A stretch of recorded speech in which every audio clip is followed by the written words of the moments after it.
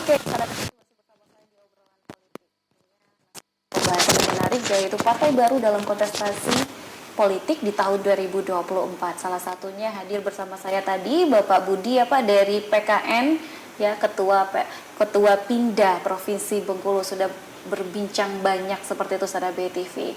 Memang ini wajahnya wajah baru, namun orang di dalamnya adalah orang-orang yang sudah berpengalaman atau udah senior lah ibaratnya Pak ya, sudah banyak mengikuti dunia politiknya udah panjang ibaratnya seperti itu. Tadi yang bertanya, semua persiapan untuk caleg 2 pekan lagi udah ada yang mendaftar, bahkan di masing-masing daerah ini sudah ada yang mendaftar juga Pak ya. Tapi belum semuanya mendaftar. Belum.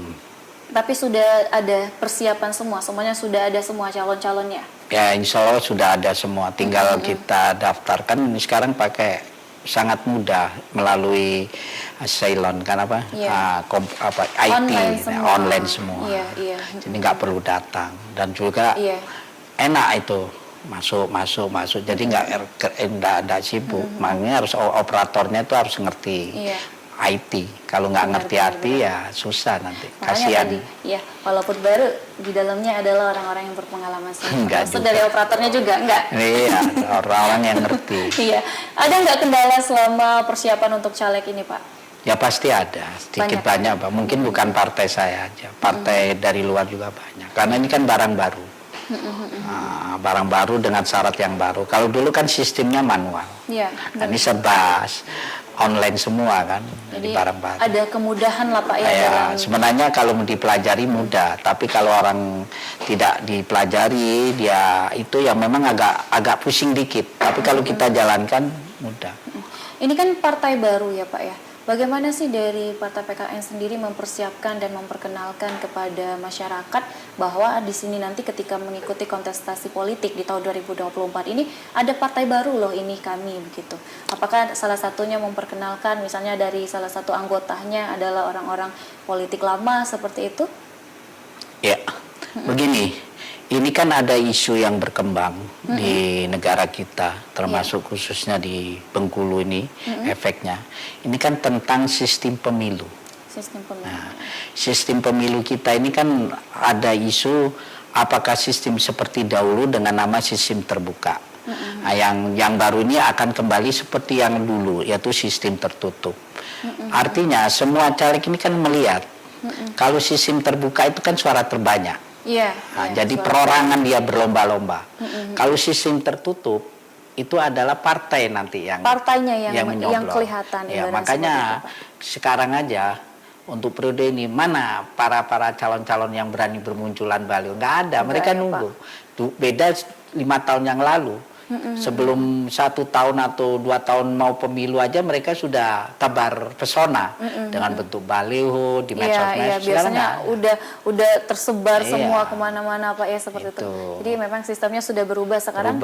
Makanya mereka. Jadi ibaratnya ini dirahasiakan dulu. Iya, makanya mereka jaga-jaga. Ya ibaratnya tertutup gini. Kalau misalnya ini tertutup, orang-orang yang merasa kuat kalau dikasih dengan posisi nomor yang agak menengah, agak repot ya, dia pasti nggak mau. Karena kalau sistem tertutup nanti suara sisa itu kembali ke nomor urut dulu. Kembali ke nomor urut. 1, 2, 3. Kalau sistem terbuka inilah suara terbanyak. Berlomba mereka. Kita belum tahu sekarang bentuknya apakah sistem tertutup atau terbuka. Nah, itulah mereka menunggu. Menunggu dulu ya. Menunggu mereka ini. Kalau misal tertutup, ada kemungkinan besar. Ya mungkin ya orang-orang yang merasa mampu bisa duduk dengan suara terbanyak, dia akan cari partai lain yang memposisikan, memohon dia untuk ngambil posisi nomor 1 kan gitu. Makanya sekarang ini masih menunggu ya. Berarti belum fix nih, belum pasti ya. Apakah sistemnya akan secara terang-terangan atau nanti tertutup nama partainya saja yang partainya saja yang coblos. Namanya siapa di dalam orang ya ada, cuman yang difokuskan partai. Kalau terbuka kan perorangan, partai hanya benar. Ada positifnya, ada negatifnya. Kalau positifnya, Mungkin kalau tertutup tuh orang partai itu bisa duduk. Selama ini kan nggak bisa, ya kan? Orang yang Iya, punya benar. modal lah. Iya benar-benar. Itu kan. Yang berkuasa lah ibaratnya Iya, seperti iya, itu ya iya. Pak. Jadi sistem seperti ini Ya, menurut dari Pak Budi sendiri bagusnya, ada sisi enggaknya. positifnya seperti Ya, itu ya. termasuk terbuka. Ya terbuka ada bagusnya, ada enggaknya. Semuanya ada sisi positif Iya, negatifnya lah itu. Pak ya. Betul. Pasti ada tantangan dan rintangannya juga Iya, seperti betul, itu. itu. Nah, kalau untuk sistem dari pendaftaran caleg sendiri kan sudah mulai berjalan hingga 2 pekan ke depan. Kalau menurut dari Pak Budi sendiri, sudah ideal belum sistem pendaftaran ini? Apalagi sekarang kan online. Kalau online sekarang sebenarnya ada yang ngomong serba mudah, semua bisa nih melalui online. Ada juga yang ngomong nanti terkendala sinyal dan lain-lain itu. Bagaimana menurut dari Pak Budi sendiri? Ya saya pikir kalau sinyal kan nggak setiap hari. Nggak setiap hari ya, Pak. Itu gitu, nggak setiap hari. Jadi artinya begini, apa ya?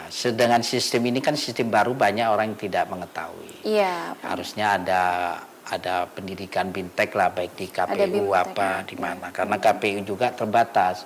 KPU ini nih sekarang menjalankan peraturan yang masih terbuka. Dia tetap tahapan tetap dijalankan. Persoalan nanti ada di tengah jalan, nanti terjadi perubahan, ya, mereka sudah jalankan ini. Iya. Nanti kita nggak tahu lah, karena pemilu sekarang ini memang agak menarik lah bagi saya kan, karena semua ini orang baru semua yang akan Iya, menyalon. benar. Presiden orang baru, kepala daerah nanti banyak orang baru. Orang baru ya lagi, kan? Pak, ya. Karena mereka sudah rata-rata udah 2 periode semua, Iya, jadi baru. Itulah yang membuat menarik. Nah, gitu. Salah satunya mungkin nanti bisa dari PKN nih, walaupun Ya, partai baru, tapi insya siapa Allah, tahu yang insya Allah. terdepan adalah PKN nanti Alhamdulillah, Pak ya. insya Allah. Insya Allah. Bagi kami PKN ini nggak banyak terlalu banyak janji. Bagi kami bagaimana untuk kepentingan masyarakat lah. Karena namanya PKN atau Partai Kebangkitan Nusantara itu kan menyatukan semua. Dulu kan Indonesia kan sebelum nama Indonesia kan Nusantara. Itulah disatukan. Zaman dulu aja Nusantara kita sudah berkibar sampai ke Madagaskar. Itu ada kerajaan Mojopahit, ada itu, ada benar, Sriwijaya. benar. Makanya ada namanya nih, Partai Kebangkitan Nusantara ini. Iya. Amerika belum ada, zaman Mojopahit belum ada. Belum ada. Belum Tapi ada. Nusantara sudah ada. Makanya terbentuklah namanya ini ya Pak, Partai Iya, Kebangkitan Partai Nusantara. Salah satu dari namanya tadi, Nusantara sudah ada dari zaman Majapahit, itu salah satu alasan terbentuknya Partai Kebangkitan Nusantara ini sehingga terbentuk nama itu tadi, apalagi nih?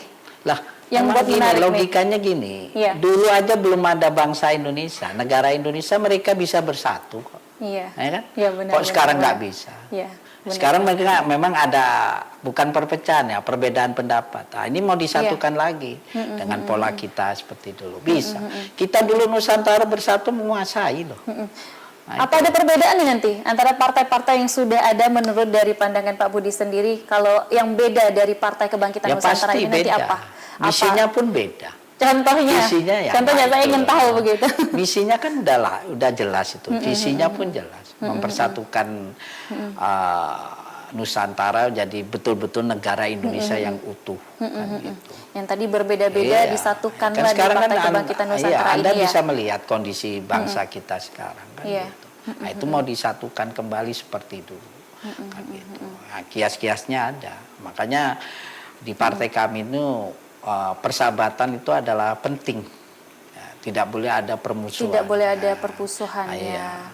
Yang kita tegakkan itu keadilan, Benar, benar. bukan permusuhan, bukan Benar, persaingan, keadilan. Sebenarnya antara partai-partai ini bisa menyatu Iya, ya bisa. untuk sama-sama memajukan Indonesia khususnya Pak ya. Oke baik deh, kita istirahat dulu. Sahabat BTV jangan kemana-mana, tetap bersama kami hanya di obrolan politik.